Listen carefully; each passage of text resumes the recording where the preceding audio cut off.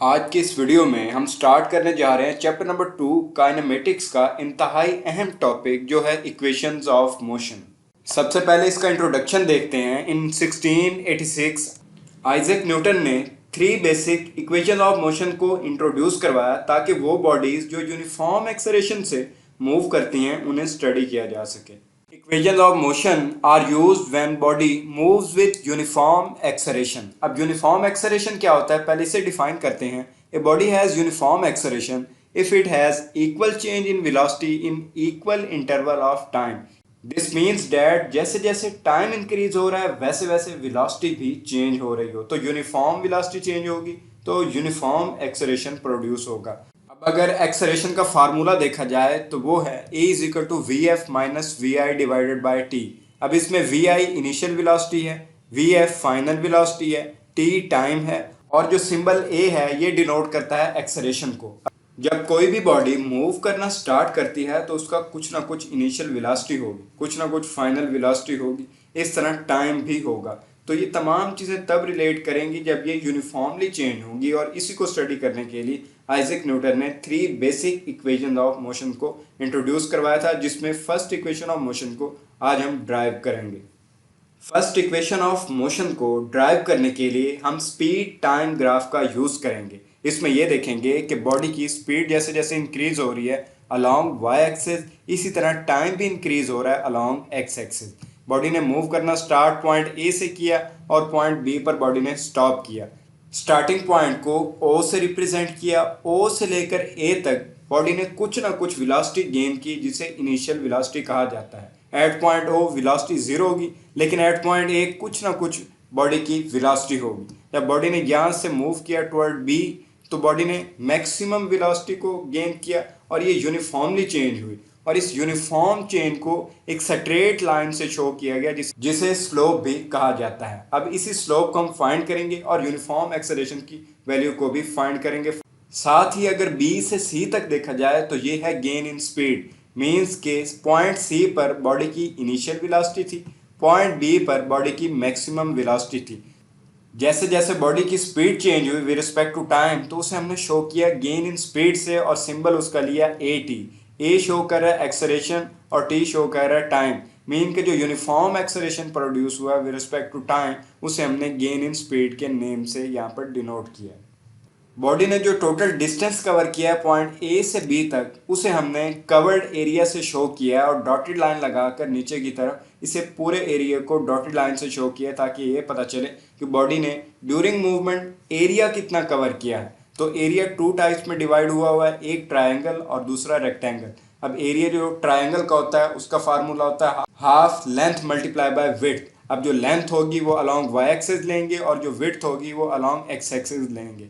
अब ए से लेकर सी तक ये टाइम होगा क्योंकि ये स्पीड टाइम ग्राफ यूज हुआ है और टाइम अलॉन्ग एक्स एक्सिस ही लिया जाता है। जब भी आप ग्राफ बनाएंगे तो टाइम अलॉन्ग एक्स एक्सिस ही लेंगे, बाकी वैल्यूज आप स्पीड भी ले सकते हैं अलॉन्ग वाई एक्सिस और डिस्टेंस टाइम ग्राफ में भी आप अलॉन्ग वाई एक्सिस डिस्टेंस ले लेंगे, लेकिन टाइम अलॉन्ग एक्स एक्सिस ही होगा। ट्रायंगल का एरिया देखा जाए तो 1/2 लेंथ की जगह पे AT आ गया और विड्थ की जगह पे टाइम आ गया। AT यहाँ पर लेंथ है B से C तक और A से C तक ये टाइम विड्थ को शो कर रहा है, तो लेंथ मल्टीप्लाई बाय विड्थ किया तो फार्मूले में वैल्यूज पुट करने के बाद half T multiply by AT भी आ सकता है या आप इसे हाफ AT स्क्वायर भी लिख सकते हैं।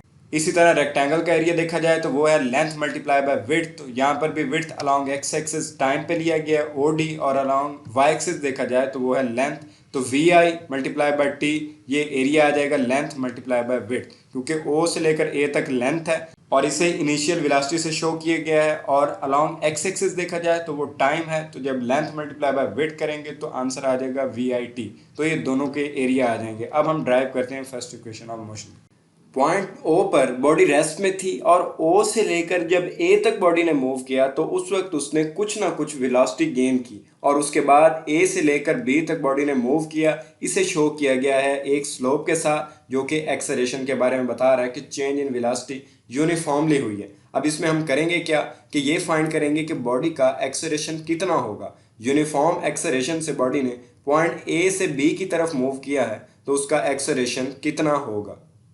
Consider a body moving with initial velocity vi in a straight line with uniform acceleration. अब अगर यहाँ पर बॉडी को देखा जाए तो पॉइंट ए से बी की तरफ वो यूनिफॉर्मली मूव कर रही है। हमने फाइंड यही एक्सेलरेशन करना है कि बॉडी पॉइंट ए से बी की तरफ जब यूनिफॉर्मली मूव कर रही थी तो तब बॉडी का एक्सेलरेशन कितना था। तो हम एक्सेलरेशन को फाइंड करेंगे।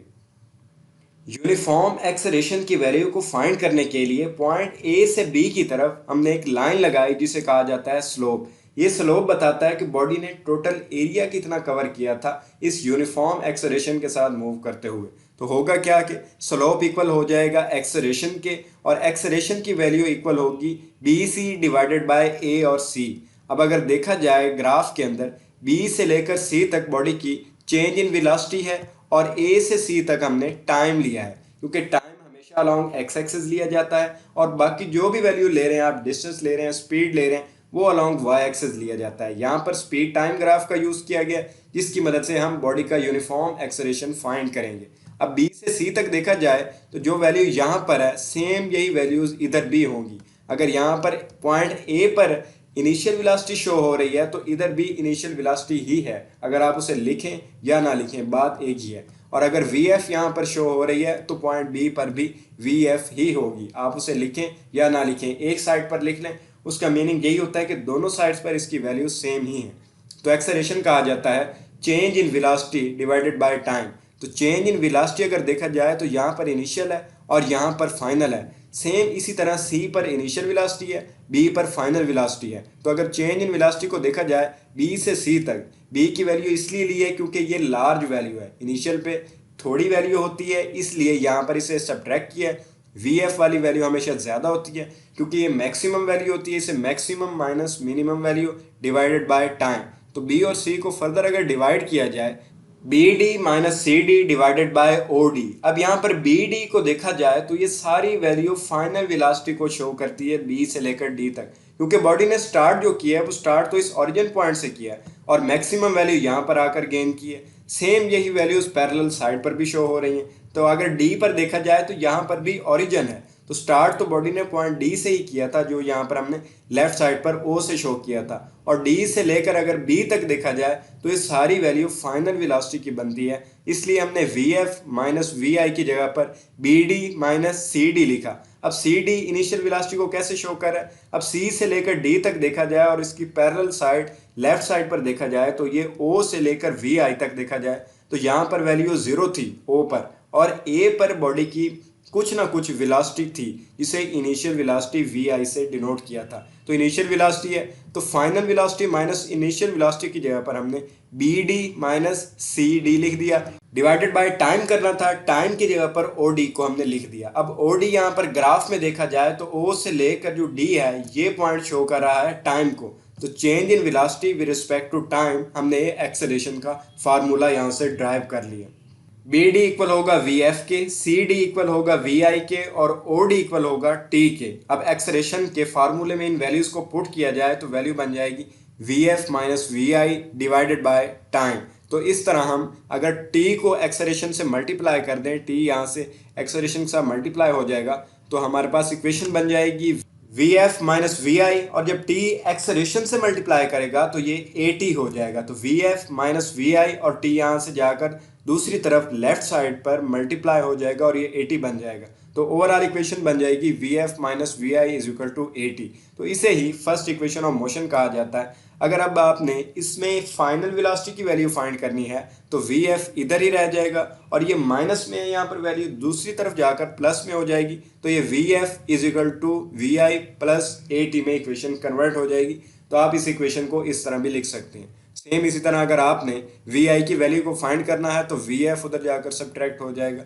जो भी वैल्यू आपने फाइंड करनी है वो एक तरफ रह जाएगी, बाकी सारी वैल्यूज दूसरी तरफ जाएंगी। लेकिन एक बात याद रखनी है कि अगर वैल्यू यहाँ पर नेगेटिव में है तो दूसरी तरफ पॉजिटिव में होगी, और अगर पॉजिटिव में इधर है तो उधर जाकर नेगेटिव में हो जाएगी। और अगर इसमें आपको किसी भी पॉइंट की समझ नहीं आई तो आप कमेंट सेक्शन में उसके बारे में ज़रूर पूछें।